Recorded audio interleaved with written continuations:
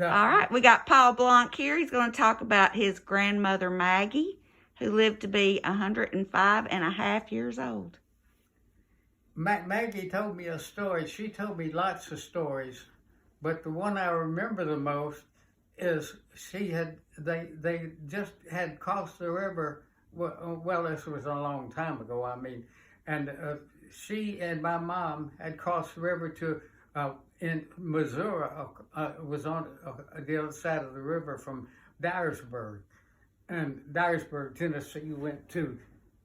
I don't know if it's Carruthersville or Jackson. No, I think it was Jackson, Missouri.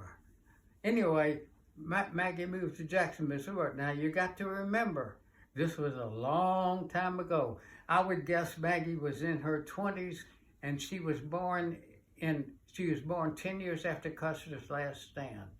Custer's last stand was 1876, so that would be, Maggie was born in 1886.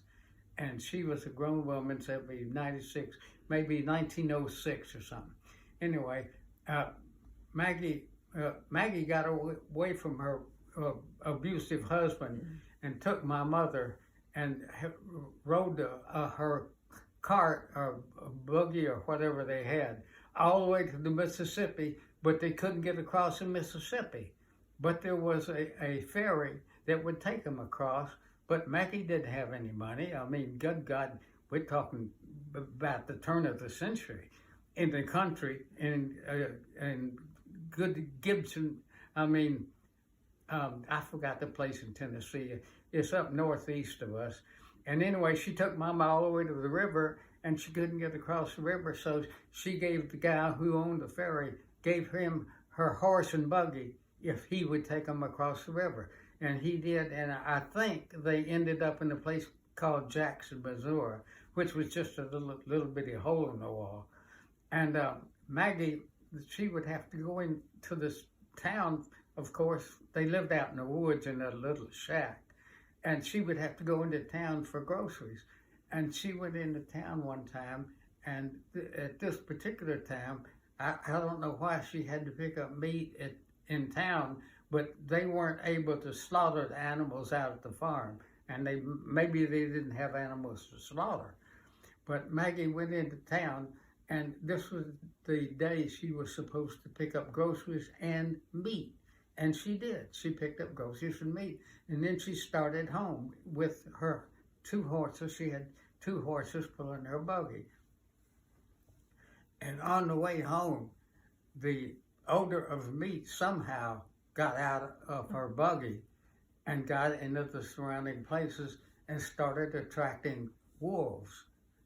And the wolves came up to the thing and started chasing the horses, and the horses took off, and Maggie, of course, survived, and so did the horses. But they had a terrible time getting away from the wolves. The wolves didn't leave till they got right into the heart of Jackson, which the heart wasn't that big, but it scared the wolves away. But that's a story I remember of Maggie. Maggie told me a number of other stories, but I can't remember them right now. Did the wolves steal her meat? Oh, no, that's right. I forgot about that. The way she got away, because the wolves, I mean, according to her, there were quite a few, maybe 4, 5, or 6 wolves. And they were about to bring down the horses, and just, wolves are horrible animals.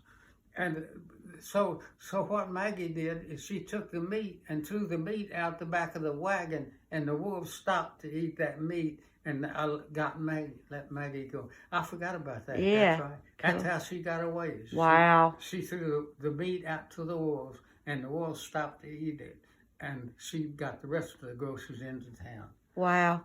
So. I remember Maggie talking about when Memphis was gravel roads and the parkways were the outskirts of Memphis. Yeah, you have North Parkway, East Parkway, and South Parkway, but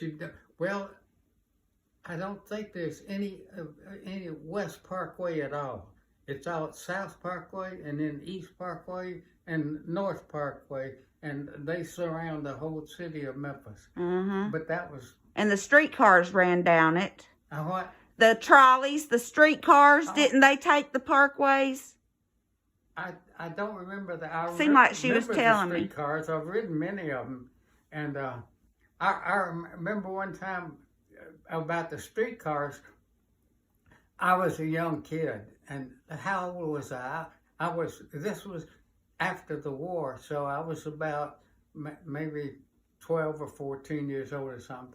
But we had illegally gotten into a railroad car, and in the railroad cars, they had what they called track torpedoes. And the track torpedo was a great big square thing, about maybe 2 inches square, and it was packed with this high explosive. And they had little leather straps on them. And what they used them for was to signal the train captains, because the train makes so much noise and they can't hear anything, but they could hear this explosive because it was really packed with dynamite or something. Oh, I'm telling you another story now. That's okay. But anyway, these things would bend over and strap beneath the railroad tracks or streetcar tracks. They're pretty much both the same thing. And the streetcar tracks, we got some illegally. And what we did was broke into the caboose and steal some. But that was then. They can't arrest me now. It's time expired.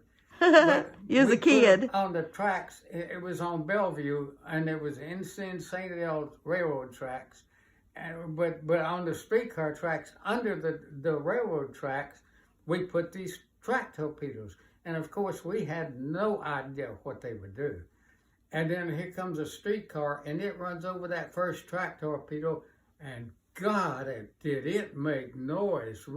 We couldn't believe it. And I think we only put 1 or 2 on the tracks just to see what kind of noise. And they made a horrible noise. And I, unfortunately, have the distinction, probably, of breaking the most windows in the city of Memphis schools. Because, listen to this, we lived right across the street from Southside School at 686 Richmond. And 686 was here, and right down the corner was Orleans. And at Orleans and Richmond, there was Southside School with the playground behind it. And there was, the way the school was designed, it had little alcoves in it, little round things. And so me and Buford and Ed, Buford's dad was a caretaker at Southside. And we wanted to see how much noise he made.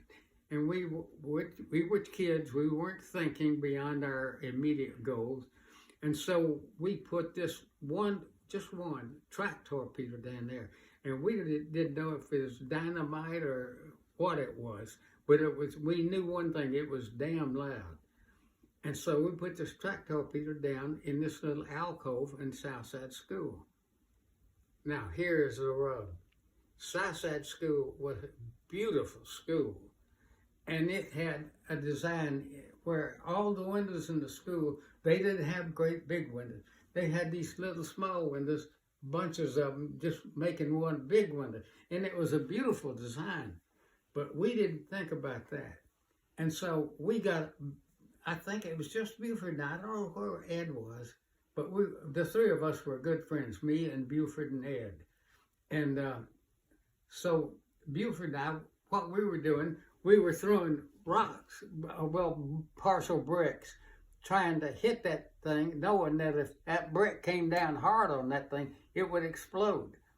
Well, it did. I don't know whether it was Buford or me, but one of us threw a brick and it hit right on that thing, and that track torpedo exploded. And when it did, that brick we flew exploded with it. And I guess it broke into 1,000 pieces. And I know we broke about 75 or 100 windows at one time. All we heard was breaking glass. And we realized when that track torpedo blew up, it broke all that brick to little bitty pieces. And all those little pieces went flying in all directions.